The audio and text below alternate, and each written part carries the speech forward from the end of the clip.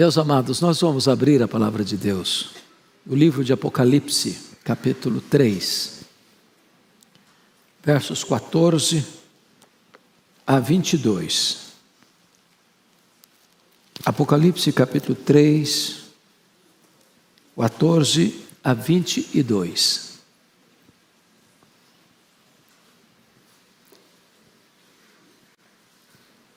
Carta à igreja em Laodiceia. Ao anjo da igreja em Laodiceia escreve: estas coisas diz o Amém, a testemunha fiel e verdadeira, o princípio da criação de Deus. Conheço as tuas obras, que nem és frio nem quente. Quem dera fosses frio ou quente. Assim, porque és morno e nem és quente nem frio, estou a ponto de vomitar-te da minha boca, pois dizes: estou rico e abastado, e não preciso de coisa alguma, e nem sabes que tu és infeliz, sim, miserável, pobre, cego e nu. Aconselho-te que de mim compres ouro refinado pelo fogo, para te enriqueceres, vestiduras brancas para te vestires, a fim de que não seja manifesta a vergonha da tua nudez, e colírio para ungir os teus olhos, a fim de que vejas. Eu repreendo e disciplino a quantos amo. Sê, pois, zeloso e arrepende-te. Eis que estou à porta e bato. Se alguém ouvir a minha voz e abrir a porta, entrarei em sua casa e cearei com ele, e ele comigo.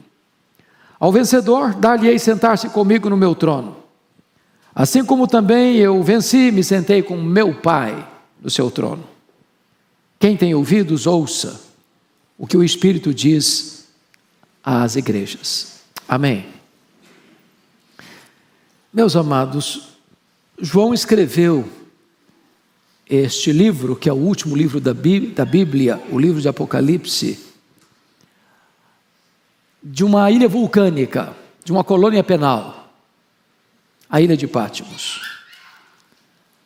Desde que Domiciano assumiu o governo do Império Romano no ano 81, é que a perseguição recrudesceu, se avolumou, a ponto dele ser chamado de Segundo Nero, ou Nero Redivivo.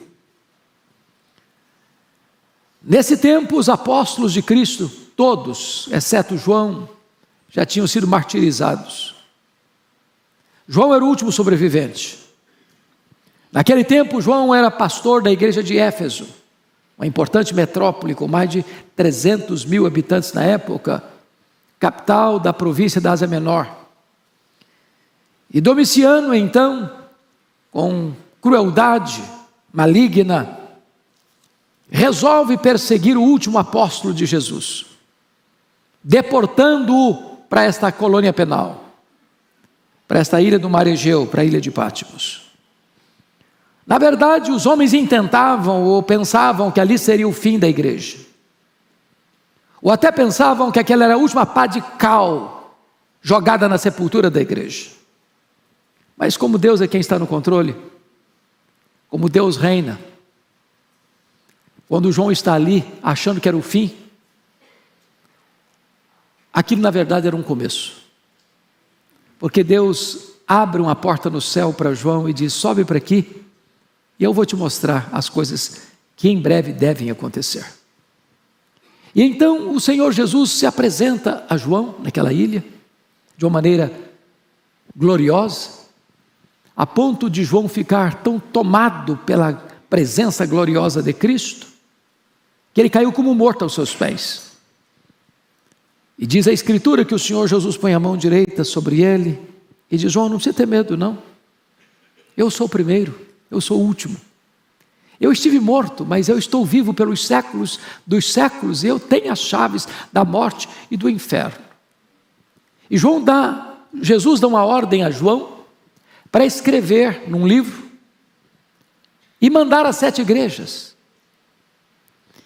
E dentre essas 7 igrejas, Laodiceia era uma delas. A última carta foi endereçada a Laodiceia.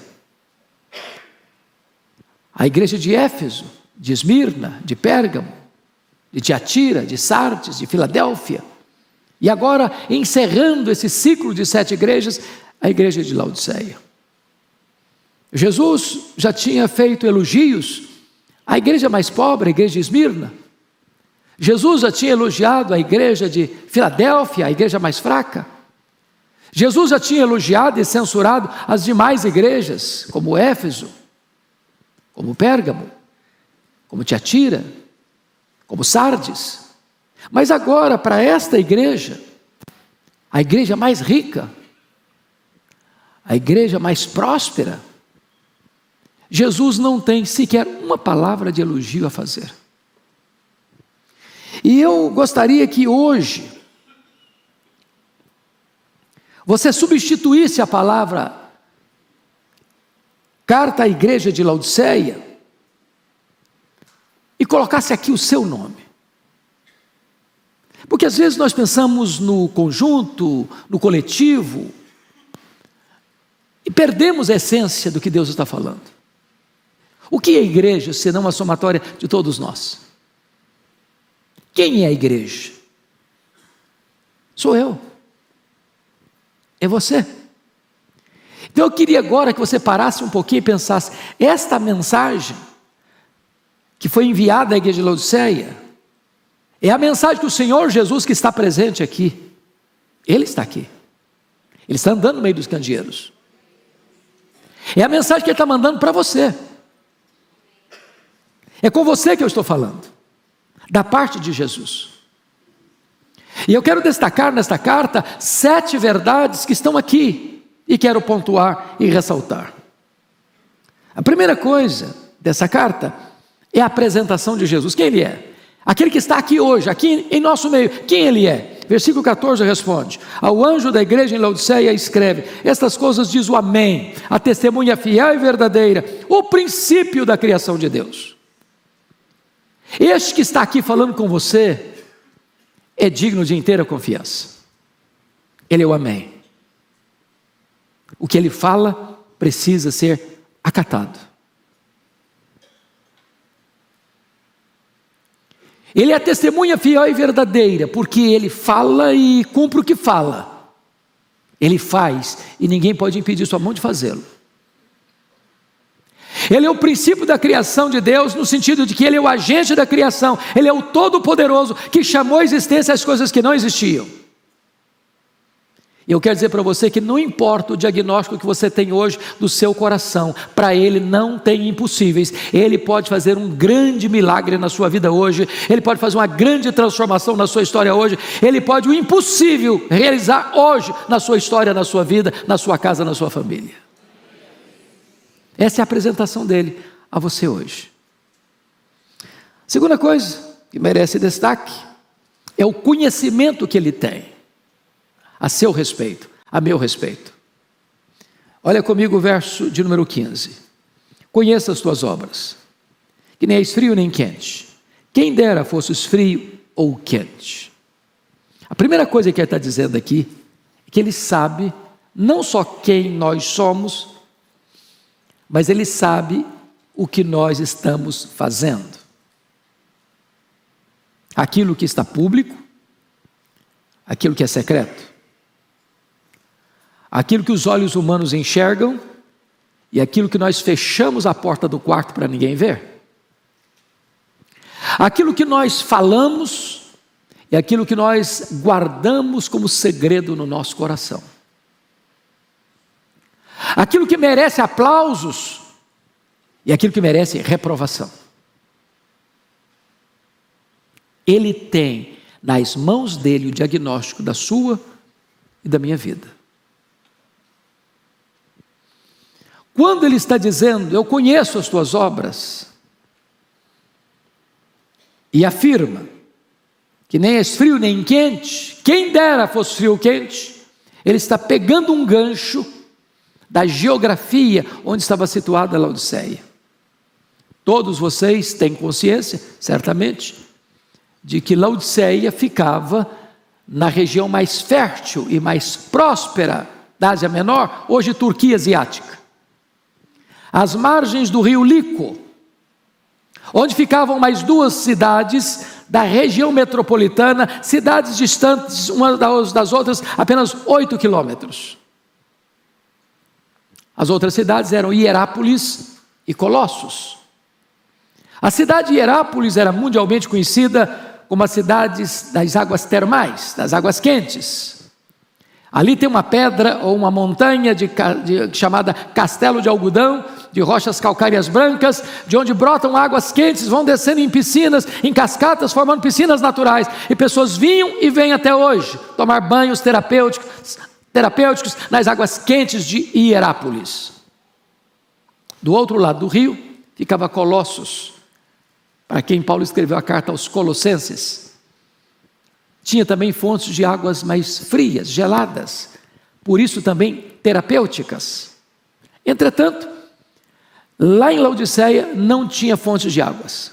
Era a cidade maior e mais rica, mas não tinha fontes de águas. As águas vinham por meio de aquedutos das montanhas e chegavam mornas, tépidas, impróprias para beber e impróprias para o uso terapêutico. Jesus pega esse gancho e diz: quem dera tu fosses quente como as águas de Hierápolis, quem dera tu fosses fria como as águas de Colossos, mas porque és morna como as águas que chegam na cidade, eu estou a ponto de vomitar-te da minha boca. O Senhor conhece tudo a seu respeito. Ele está aqui. Tudo. Eu conheço as tuas obras. E tem um diagnóstico. Mas vejam vocês a terceira lição.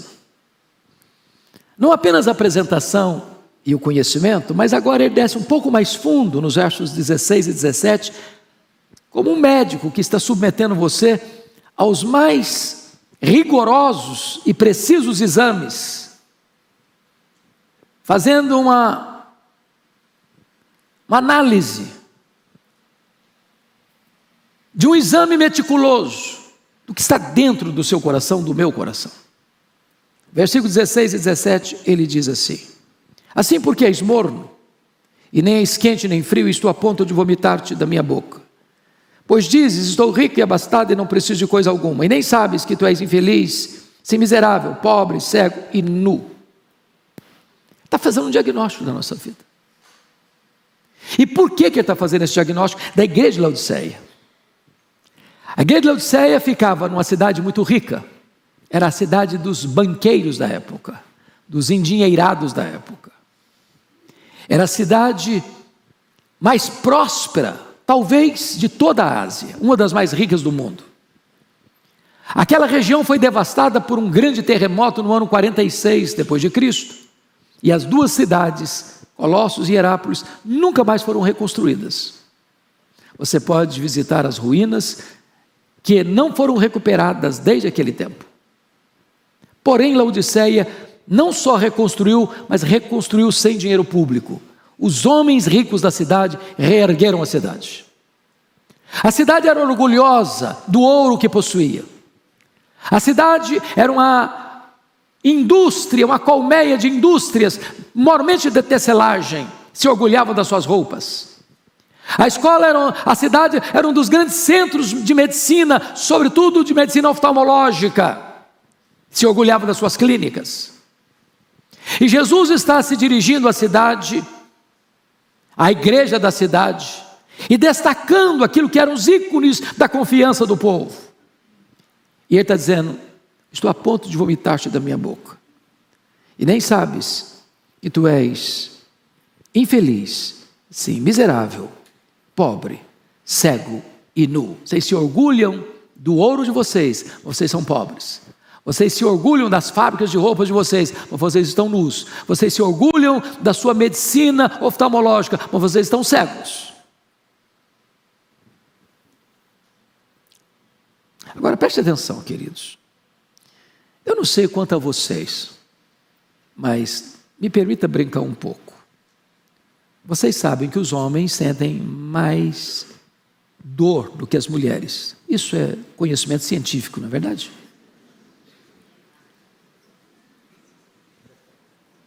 A dor está vindo lá na esquina, o homem já está gemendo. Mas pior do que a dor é a náusea. Náusea é uma coisa insuportável. Se você está em pé, é ruim. Se você senta, piora. Se você deita, então complica demais. A figura que Jesus está usando, em virtude do conhecimento que tem da nossa vida, é chocante. Ele está olhando para você, para mim, e pode estar dizendo assim: eu estou sentindo náuseas. Mas o que me choca é que, se você ler as cartas, você vai ver que Jesus destaca graves problemas nas demais igrejas, como, por exemplo, problemas doutrinários, falsos apóstolos, falsos mestres, doutrina de Balaão, doutrina de Nicolaitas, profetiza Jezabel, igrejas que estavam se perdendo doutrinariamente, estavam entrando nas avenidas largas do liberalismo, diríamos hoje. Se você ler as cartas, você vai ver que Jesus traz denúncias de problemas morais gravíssimos, de gente que estava cedendo à doutrina de Balaão, dos Nicolaitas, que induziam o povo a uma vida de imoralidade. Se você ler as cartas, você notará que Jesus tem denúncias, por exemplo, de problemas de pobreza material, como a igreja de Esmirna, que era pobre, muito pobre.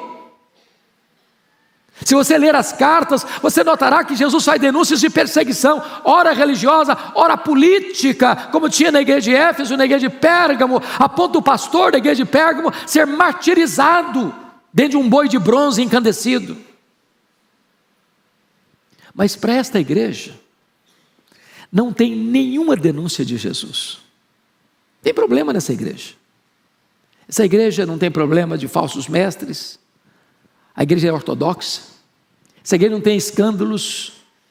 Essa igreja é ética. Essa igreja não tem problema de pobreza, ela é rica e muito rica. Essa igreja está em paz, num tempo de perseguição. Aliás, essa igreja só tem coisa boa aos olhos dela mesma. Estou rica, abastada, preciso de nada. Estamos bem na fita. Então, nesse diagnóstico que Jesus está fazendo do meu coração hoje e do seu, o que Jesus está vendo em nós que gera esse desconforto nele? E aqui, irmãos, eu queria muito que você refletisse. O que Jesus está olhando para a nossa vida? O que ele está vendo? Nós somos crentes. Nós pertencemos à igreja, nós somos igreja. Somos ovelhas. Somos o rebanho, somos a família dele. Somos o templo da morada dele, do Espírito Santo. Mas ele está olhando para aquela igreja tão boa, se sentia tão bem com ela mesma, com um bom testemunho na rua, e está dizendo o seguinte: olha, eu estou identificando uma coisa aí que me traz muito desconforto. Sabe o que significa isso? Mornidão, falta de entusiasmo, falta de fervor, falta de um coração quebrantado, falta de brilho nos olhos. Porque de repente, a gente começa a achar que é isso só. Vou na igreja todo domingo, sou aluno da escola dominical, sou dizimista, eu subscrevo, os presbiterianos, a confissão de fé de Westminster. Teologicamente, está tudo certinho. Vou à igreja com frequência. Minha vida está certa. Eu sou uma pessoa que tem um bom testemunho lá dentro do meu trabalho. Lá na minha escola eu sou referência de aluno, de professor. Lá na minha empresa as pessoas olham para mim e olham para mim como um modelo. Tudo isso é verdade. A igreja de Laodiceia estava bem na fita aos olhos dela, aos olhos da sociedade. Aquilo que o homem podia ver estava tudo certinho, tudo certinho, tudo certinho. Mas só Jesus pode dizer: eu conheço, eu conheço, eu conheço. E o que ele está vendo no seu coração hoje? Nada perturba mais o coração de Jesus do que falta de fervor espiritual, de vibração com as coisas de Deus, brilho nos olhos, sede de Deus, fome da palavra, anseio pela presença manifesta de Deus, desejo de um poderoso reavivamento que venha mexer com as nossas estruturas e restaurar a nossa sorte. Bom, a quarta verdade que esse texto apresenta: primeiro é a apresentação, segundo o conhecimento, terceiro o diagnóstico, agora vem o conselho dele. O conselho dele não só para aquela igreja lá de Laodiceia, não. Conselho para você, bota o seu nome aqui. Qual o conselho que Jesus tem para você hoje aqui? Versículo 18, confira comigo. Aconselho-te que de mim compres ouro refinado pelo fogo para te enriqueceres, vestiduras brancas para te vestires, a fim de que não seja manifesta a vergonha da tua nudez, e colírio para ungir os teus olhos, a fim de que vejas. O segredo desse texto é esse aqui: aconselho-te que tu compres de mim. De mim. Porque uma das coisas perigosas do engano do pecado é de que eu possa, eu mesmo, dar um jeito de aquecer o meu coração. E eu crio mecanismos. E eu busco subterfúgios. Alguns nessa busca até se descambaram para o misticismo, para o sincretismo, para o experiencialismo, e se perderam. Estavam à cata de fervor, estavam à busca de fogo, e encontraram fogo falso. E Jesus está nos dando uma pista: se você quer ter uma vida plena, se você quer ter uma vida cheia do Espírito, se você quer ter o reavivamento no seu coração, Jesus está dizendo: é comigo, é comigo, é comigo, vem a mim, compre de mim, sou eu que posso restaurar a sua sorte, sou eu que posso reavivar o seu coração, sou eu que posso inflamar a sua alma, sou eu que posso fazer esse milagre na sua história.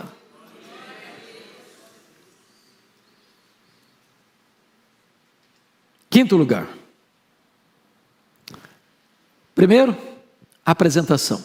Segundo, conhecimento. Terceiro, diagnóstico. Quarto, conselho. Quinto, apelo. Confira comigo aí, por gentileza, o verso 19. Ele diz assim: eu repreendo e disciplino a quantos amo, sê pois zeloso e arrepende-te. Aqui tem uma declaração, aqui tem uma ordem. Qual a declaração? Eu repreendo e disciplino a quantos amo. Qual é a ordem? Sê pois zeloso e arrepende-te. Agora vamos parar um pouquinho. Por que Jesus está pegando pesado com essa igreja?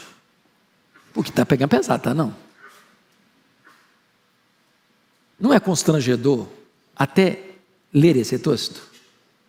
Mais constrangedor, pasmem vocês, é pregar sobre esse texto. Não pensem vocês que eu me sinto confortável em pregar esse sermão. Eu me sinto até constrangido. A linguagem não é boa, sobretudo antes do almoço. Mas por que Jesus está nos confrontando com tanta contundência? É porque ele está dizendo assim: eu amo você. Eu não desisto de você. Eu não abro mão de você. Eu não fui para a cruz para morrer em favor de alguém, para gerar um crente morno, apático, insosso, sem entusiasmo.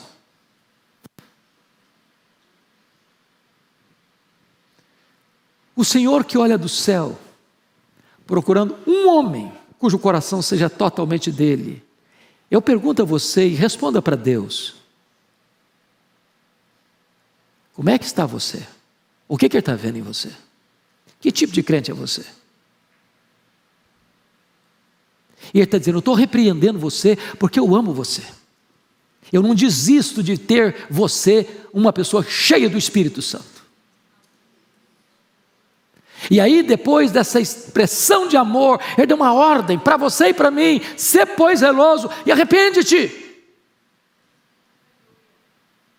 Para que você não venha domingo após domingo, semana após semana, mês após mês, ano após ano, década após década, à casa de Deus, e nunca muda nada na vida.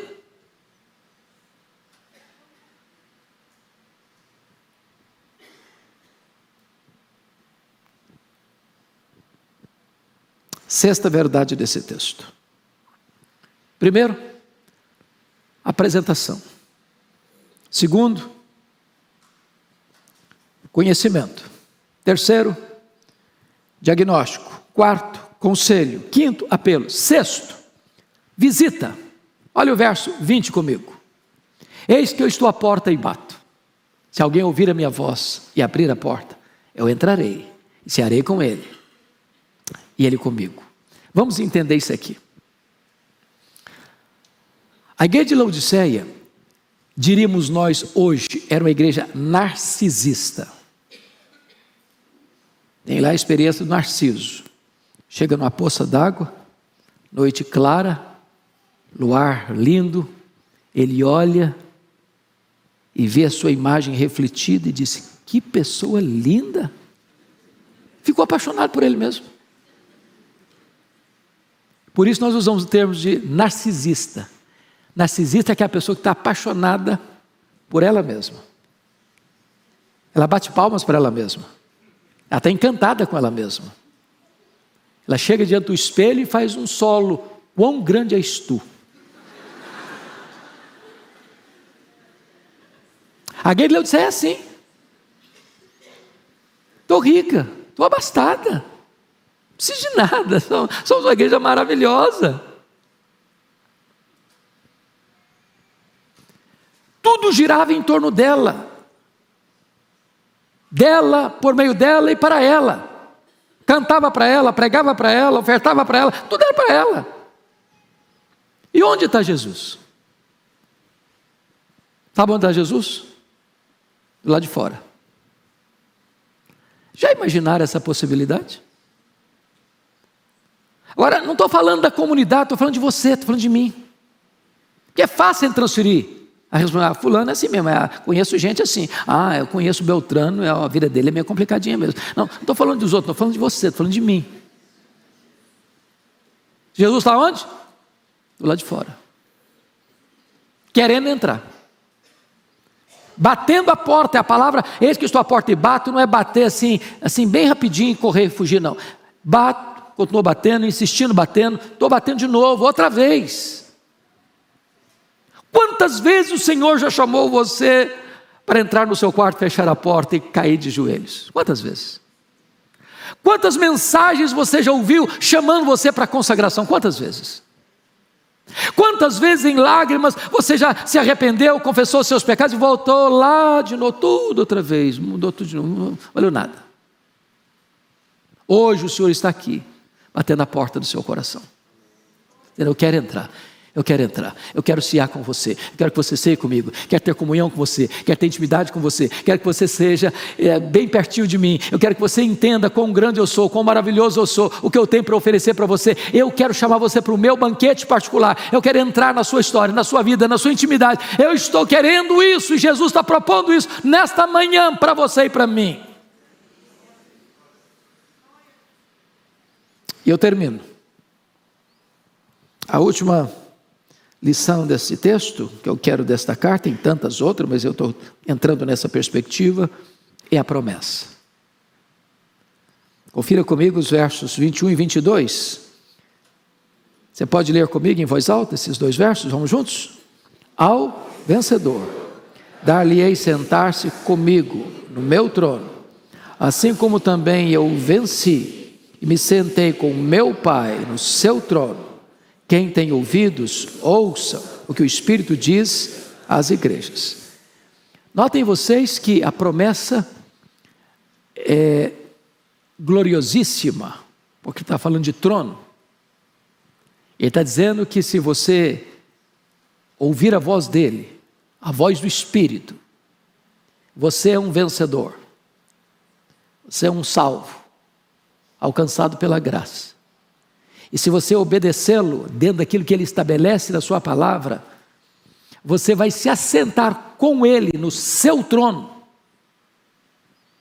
E ele sai de uma figura privativa, da mesa, secreta, íntima, particular, para um trono público, cósmico, onde a glória será manifesta.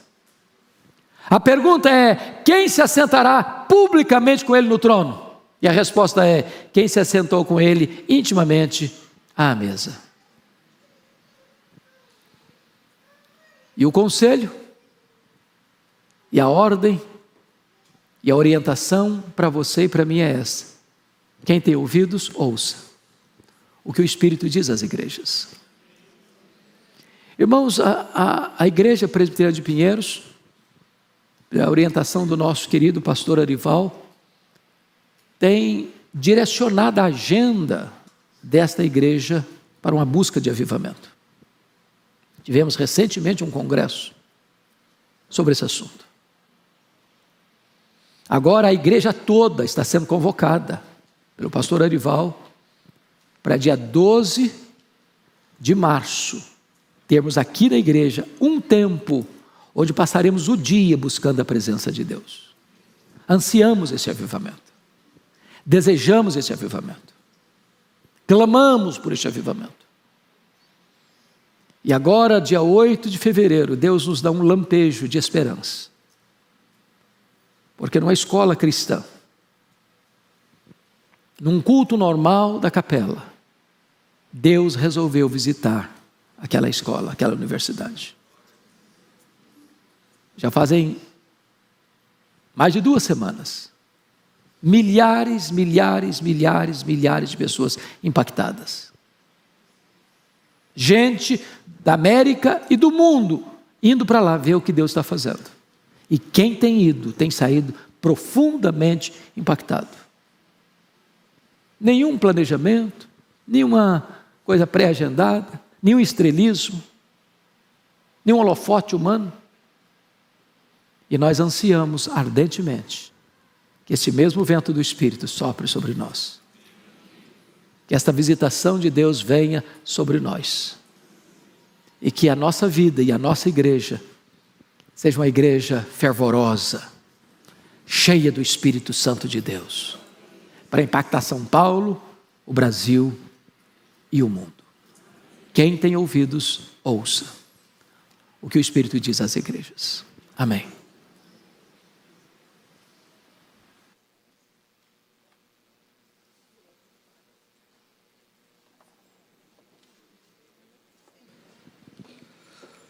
Pastor, você poderia orar? Vamos orar antes de cantar o cântico. Vamos ficar em pé, queridos, para cantar? Marca aqui o teu microfone.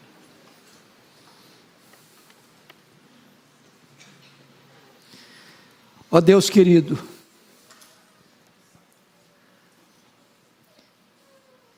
Tu sabes a necessidade que eu tenho, que cada irmão e irmã aqui tem, desta visitação poderosa do Teu Espírito. Nós não queremos apenas ouvir falar do que Tu tens feito, nós queremos também experimentar o que Tu podes fazer. Então, Deus, por amor do Teu nome, venha sobre nós com a Tua graça, trazendo arrependimento, quebrantamento, uma consciência profunda da Tua glória, a beleza do nosso Redentor, o poder do Espírito Santo. E permita, meu Deus, que a Tua igreja neste ano, de tantas lutas no Brasil e no mundo, receba uma visitação tão poderosa, Senhor, que São Paulo vai saber, o Brasil vai saber, o mundo inteiro vai saber, não para mostrar-nos mas para revelar a glória do nosso Redentor. Assim aguardamos, Senhor, a tua visitação, no poderoso nome de Jesus. Aleluia. Amém.